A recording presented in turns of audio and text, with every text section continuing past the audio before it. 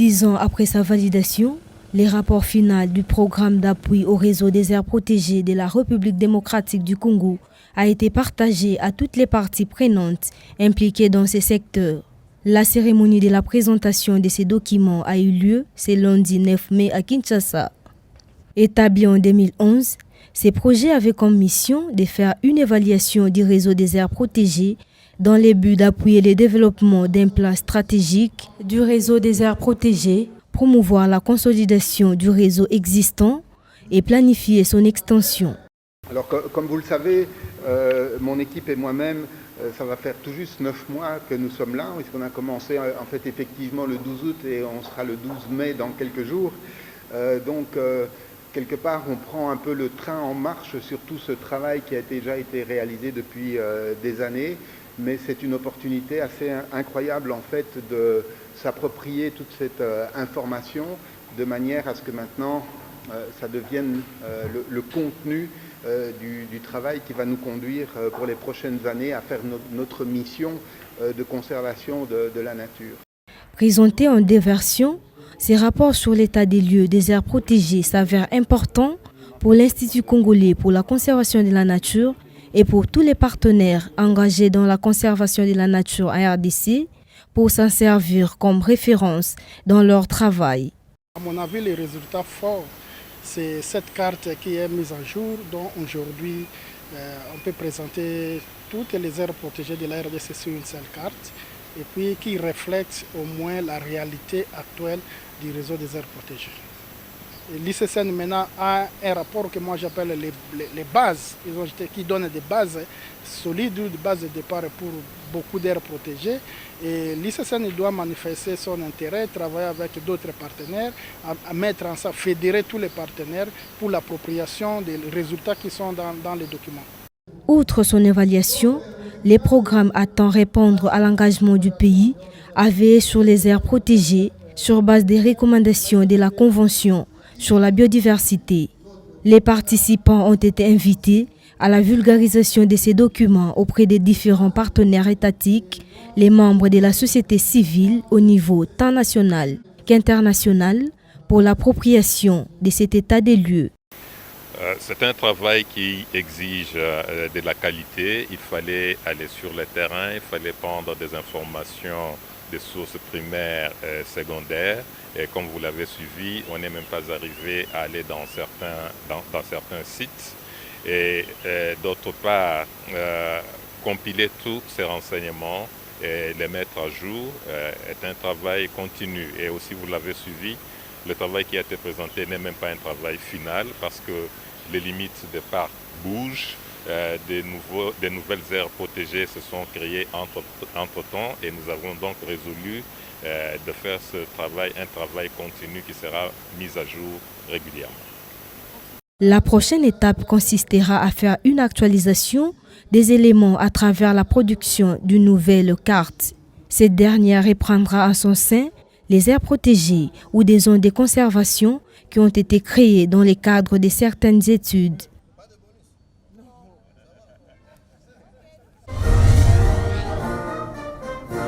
L'unité de coordination du programme d'investissement forestier de la RDC a procédé à la relecture minutieuse du plan de partage des bénéfices carbone et non carbone du programme de réduction des émissions de la province de Mai-Ndombe.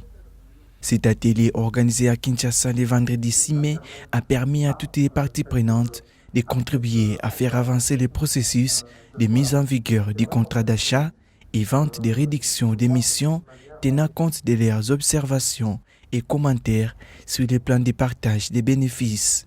Dès que si on parvient à matérialiser ce programme au niveau de la province de Mai-Ndombe, on va pouvoir faire ce que les statisticiens appellent la référence, l'inférence, ce que les statisticiens appellent l'inférence. Donc on va généraliser au niveau pays pour que les différents projets et programmes en RED qui visent la réduction des émissions puissent suivre le même modèle et même l'améliorer s'il le faut. Dans le cadre de la mise en œuvre du programme de réduction des émissions du Mai-Ndombe, le gouvernement de la RDC a signé en septembre 2018 un contrat d'achat et vente de réduction d'émissions CAVR avec les fonds carbone de la Banque mondiale. Ce contrat est fondé sur un objectif de réduction nette d'émissions de 29 MTCOD entre 2018 et 2022 pour une valeur de 55 millions de dollars américains. Ça fait 3 ans et demi. Cet ERPA il a été signé avec un nombre de conditions demandées par les bailleurs via la Banque mondiale. Il y a eu beaucoup de travail, on va vous l'expliquer. Il y a eu des blocages, des temps d'arrêt. Mais on est heureux d'être là aujourd'hui avec un document à présenter pour la validation. On espère, après tout ce travail, vraiment voir cette ERPA opérationnelle, c'est-à-dire les financements aller vers le Maïndombe. On est vraiment proche du but. On pense qu'au-delà du Maïndombe, ce programme et cette ERPA peut aussi démontrer qu'un programme carbone et une transaction à grande échelle, ça peut fonctionner en RDC. À ce jour, 5 des 6 conditionnalités ont été remplies, à l'exception de celles relatives à la présentation du plan de partage des bénéfices. Le plan validé ce jour devra permettre l'entrée en vigueur du cadre. À en croire les observateurs, les paiements pour ces programmes de réduction des émissions de Maïndombe seront répartis en paiements non basés et basés sur la performance. L'idée, c'est qu'on cherche à maximiser les bénéfices qui seraient orientés vers les communautés, pour le bien-être des communautés, pour l'amélioration des conditions des communautés. Le programme, de manière globale, vise 2 objectifs principaux. Le premier, c'est naturellement réduire les émissions dues à la déforestation, mais aussi et surtout améliorer les conditions de vie de communauté. Tous les investissements doivent aller à la base, c'est un peu ça. Mais aussi la RDC devrait démontrer qu'elle est capable de pouvoir transférer les crédits carbone issus de ce programme. Et la dernière des conditions, c'est celle d'aujourd'hui dans les plans de partage de bénéfices. Si nous remplissons cette condition, la prochaine étape, c'est on va envoyer les documents auprès de nos partenaires, les bailleurs de fonds, du Fonds carbone de la Banque mondiale qu'on a fait FCPF. À leur niveau aussi, ils doivent le valider. Et après cette étape, ils vont pouvoir nous signifier qu'ils sont d'accord avec le plan de partage, ou s'il y a des choses à revoir, on revoit. Et naturellement, une fois les processus bouclés, on va lancer le processus qu'on appelle du due diligence, les étapes pour que les financements arrivent au pays. Dans les cas spécifiques du cadre de la Banque mondiale 2019-2024, les paiements monétaires du projet imbriqué privé seront plafonnés pour chaque projet à 17,5% de la valeur nominale afin d'assurer une contribution équitable au sein de l'ensemble du périmètre, notamment dans les zones rurales non couvertes par les imbriqués.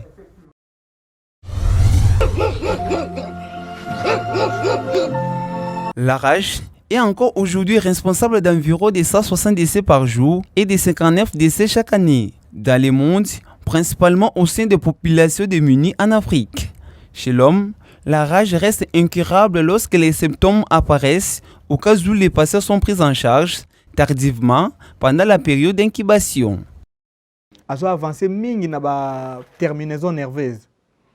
La rage est un virus neurotrope, c'est-à-dire qu'elle avance sur les terminaisons nerveuses. Après la confirmation du diagnostic, la victime suivra le schéma du traitement. C'est le seul moyen pour l'aider à guérir. Si les jours passent sans le traitement après la morsure, le virus atteint le cerveau et dans ces cas, il n'y aura plus moyen de le guérir. Ce virus est immortel dans la quasi-totalité des cas. La rage touche aussi bien les animaux domestiques que sauvages. Elle se transmet en général à l'homme et à l'animal par la salive en cas de morsure. Son traitement doit se passer dans les brefs délais. Un nettoyage immédiat est recommandé au minimum 15 minutes après la morsure. De 3-4 jours déjà, c'est dangereux. Au-delà de 3 ou 4 jours après la morsure, le cas devient dangereux, car c'est le réseau nerveux qui propage rapidement le virus. Dès que le virus atteint le cerveau, les malades manifestent les signes. Trouble à comportement côté, À en croire l'Organisation mondiale de la santé, plus de 15 millions de vaccinations après une morsure sont effectuées chaque année, permettant ainsi d'éviter les centaines de milliers de décès par an. Raison pour laquelle chaque famille devrait s'organiser pour vacciner les chiens, car c'est la stratégie la plus efficace et la plus économique pour éviter la rage chez l'homme. Du nom scientifique Nyetum africanum, le mfumbwa est une plante de la forêt tropicale. Ce produit non ligneux préparé avec la pâte d'arachide est utilisé comme plante médicinale dans certains pays d'Afrique comme le Congo-Brazzaville et le Mozambique.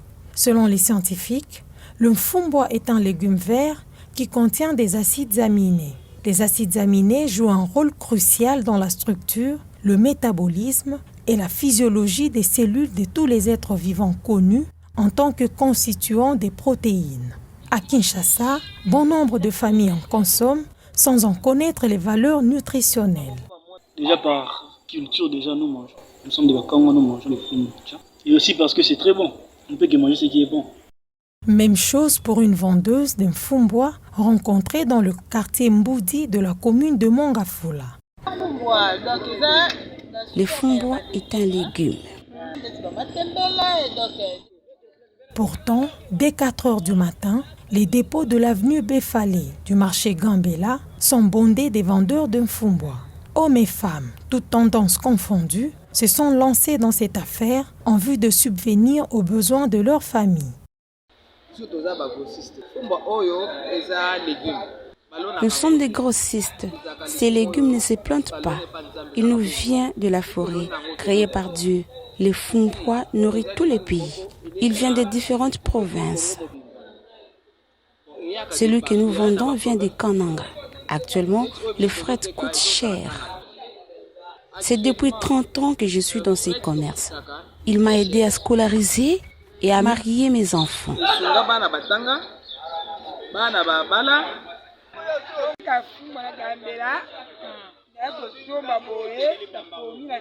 Je suis venue acheter mon mfumbwa à Gambela.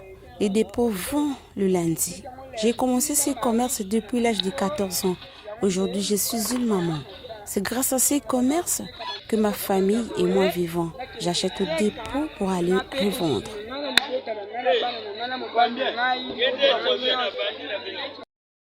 Après s'être approvisionnés au dépôt, ces vendeurs fixent leur prix à 1000 francs congolais pour la petite botte et 2000 pour la grande. De quoi avoir un bénéfice. Dans les années 1994, le kilogramme coûtait $34 aux États-Unis, renseignent d'autres sources. Le mfumbwa a réussi à se trouver une place dans les différents marchés de la ville-province de Kinshasa. Il se vend en bottes ou râpé à l'aide des grands couteaux, un métier qui n'est pas sans risque. Au marché de Matadi-Kibala, dans la commune de Ngaliema, une vendeuse rencontrée a confié son expérience. Ça vient de Kikwit par avion. On les distribue à Pascal. Une autre vendeuse rencontrée au marché de Selimbao a affirmé que souvent, elles reçoivent du mfumbwa tout abîmé et ont changé de couleur à cause du manque d'infrastructures. Tout est abîmé. Ce que j'ai acheté est vraiment gâté. Regardez. Si certaines familles en consomment sans connaître son apport dans l'organisme, d'autres sont convaincus que c'est une autre source de vitamines pour leur progéniture. Le mfumbwa est très bon pour la santé. Il contient des vitamines. Certaines études révèlent que le mfumbwa fait partie des produits non ligneux appelés à disparaître d'ici quelques années. Une assertion non confirmée par d'autres experts. Le mfumbwa, c'est une liane qui fait partie des produits forestiers non ligneux, très prisés dans certaines contrées, notamment en République démocratique du Congo. Au vu de son exploitation massive, tout semble dire que le mfumbwa peut disparaître. Mais en tant que liane, cela a des potentiels de régénération. Effectivement, les meilleures pratiques de récolte sont à conseiller aux communautés ou à leur montrer comment mieux les exploiter tout en préservant la ressource. Néanmoins, une régulation s'avère nécessaire. cadre légal en RDC devrait penser à intégrer l'exploitation, le transport et le commerce d'une telle ressource pour pouvoir garantir sa pérennité. Le mfumbwa, ce légume vert au goût original, se vend en duo avec la pâte d'arachide. Il nourrit aussi bien les familles des vendeurs que celles des acheteurs. Sa cueillette devrait être régulée car sa disparition serait un grand préjudice pour plusieurs personnes.